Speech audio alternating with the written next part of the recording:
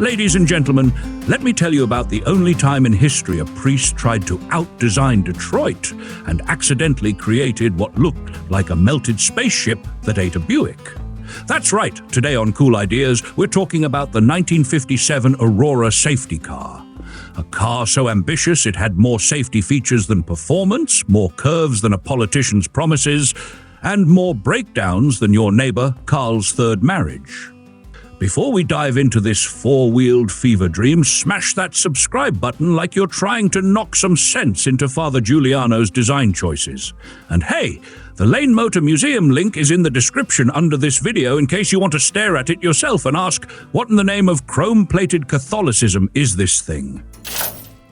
Let's start with the mastermind, Father Alfred A. Juliano, a Catholic priest with a passion for art, cars, and apparently borrowing money from his congregation to build a vehicle that looked like it might baptize you in fiberglass. He studied design, almost learned from Harley Earl at General Motors, but chose the cloth over the clutch. Then one day, he must have looked at a Buick and said, "This needs to be holier and chunkier." The Aurora was 18 feet long, 5 meters and 49 centimeters of pure, what am I looking at? It had a fiberglass body over a wooden frame, because nothing says highway safety like furniture construction. Built on a 1953 Buick chassis, powered by a V8 engine, 8-cylinder engine, either 264 or 322 cubic inches, 4.3 or 5.3 liters, depending on the source, with horsepower anywhere from 143 to 188 horsepower. Basically, it had just enough muscle to drag its confused soul from Connecticut to New York, assuming it didn't break down. Which, plot twist, it did. 15 times, in one trip. The fuel system clogged from sitting unused for 4 years, and the car had to be towed to 7 different garages. By the time it rolled into its own unveiling, fashionably 15 hours late, people were less excited about the future of automotive safety and more concerned about whether it had rabies. Now let's talk safety. This thing was a fortress of firsts.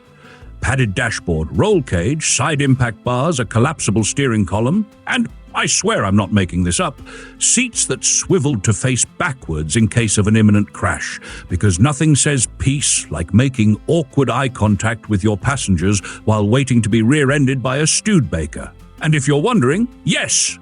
It had a giant transparent bubble windshield and a snout-like front bumper designed to scoop up pedestrians without hurting them. Let me repeat, this car wanted to gently collect pedestrians, like a Roomba for jaywalkers. I think my favorite part is the hydraulic jacks built into the frame so you could change tires without touching anything. But here's the punchline. For all that innovation, it was called the ugliest car ever made. And folks, it earned that title like a champ. That front end looked like it was inhaling. The rear dome looked like a fish tank for astronauts. People didn't know whether to drive it or sacrifice goats in front of it. Despite all that effort, no one bought it. Not a single soul. Production cost was $30,000 in 1957. Adjusted for inflation, that's about $339,150 in 2025. And the planned sale price was $12,000, or roughly $136,860 today.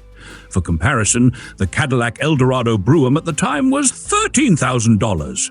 So this priest tried to undercut Cadillac by a whole $1,000 and lost everything. Juliano went bankrupt, the Internal Revenue Service came knocking, the church wasn't thrilled, and eventually he had to hand the car over to a repair shop as payment. That's right, the safest car in America ended up parked behind a garage, rotting next to a raccoon-infested Dodge Dart. But then, British car enthusiast Andy Saunders found a sketch in a book and said, "I've got to own that." This man spent $1,500 to buy it sight unseen, then $2,000 to ship it across the Atlantic. That's either commitment or a severe case of midlife crisis. Restoration took years. Mostly because the car was built like a UFO and came with 0 instructions. No blueprints, no owner's manual, not even a "don't press this button or it self-destructs." But he did it. In 2005, the restored Aurora Safety Car appeared at the Goodwood Festival of Speed, presumably scaring children and confusing engineers.